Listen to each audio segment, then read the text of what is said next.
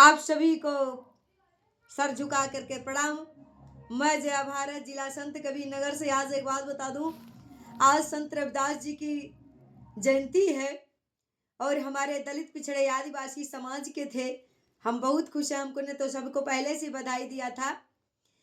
लेकिन एक बात बता दूं, आज रविदास जी की जयंती पर जो छुट्टी हो रही है, इस छुट्टी को पा करके हमारे दलित समाज के लोग और पिछड़े समाज आदिवासी इतराना मत की गवर्नमेंट हमारे महापुरुषों के नाम पर छुट्टी देती है। अरे जिसने हमको मंदिर में हलने से रोका, जिसने हमने पढ़ने से रोका, हमारे खिलाफ हमारा संविधान जो लागू उसको बदल करके दूसरा संविधान बन रहा है, वो व्यक्ति हमारे महापुरुषों के नाम से छुट्टी मना करके हमें चकमा दे रहा है। मैं आप लोग को बता दूं, क्योंकि 6 दिसंबर को जब बाबा साहब की परिनिर्वाण दिवस होता है तब उस दिन छुट्टी नहीं मनाते।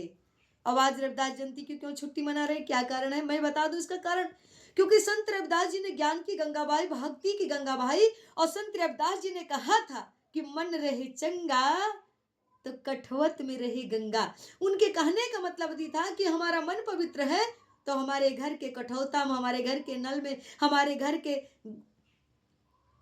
पीने वाले जल में ही गंगा है। गंगा का मतलब पवित्रता, गंगा का मतलब सात्विकता, गंगा का मतलब एक अच्छा इंसान बनने की प्रवृत्ति, और गंगा का मतलब ये होता है एक माँ। अगर आपका दिल साफ है तो आप किसी बेटी को अच्छी निगाह से देखते हैं, दूसरे की बेटी भी आपकी बेटी, दूसरे की। इनका कहने का मतलब ये था संत जी का कि मन आपका पवित्र है तो सब बहन बेटी आपकी बहन बेटी लगेंगी। मन पवित्र है तो गंगा आपके घर है, चारों धाम आपके घर है, मक्का मदीना आपके घर है। और मन नहीं पवित्र है तो घूमते रहो, घूमते रहो, चारों धाम करते रहो, मक्का मदीना जाते रहो, यरूशलेम जाते रहो, दुनिया के हर जगह जाते रहो, पाखंड करते रहो, कोई मतलब नहीं। तो उन्होंने ये बात कहा था, लेकिन इसको पाखंडवादियों ने कितना जोड़ लिया, क्या कहानी बनाया कि उसी कठौता में से कंगन निकाल देते हैं और उसी कठौता में गंगा जी आकर फर फर फर फर निकलने लगती हैं।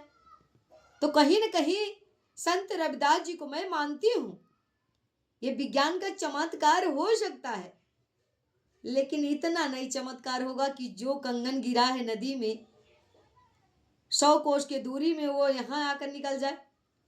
तो संत जी ऐसा कोई चमत्कार नहीं किए थे, क्योंकि वो आडंबर से दूर थे, वो दिखावे से दूर थे, वो चमत्कार करने से दूर थे। उनका मतलब ये था कि आप मन पवित्र करो तो गंगा आपके घर है। लेकिन इन लोगों ने कहानी बना करके कि कंगन निकल गया, राजा आता है, दूसरा कंगन पहना देते हैं। तो कहीं न कहीं ये मनवादी व्यवस्था धारकों को ये पता है कि अगर इनकी जन्म जयंती मनाएंगे तो फिर हम लोग ये जो कहानी बने हैं, ये कहानी घर घर में जाएगी और लोग फिर पाखंड के तरफ आकर्षित होंगे और हमारा फिर उल्लू सीधा हो जाएगा। इसीलिए रविदास जी की जयंती मना रहे हैं, कहानी बना करके।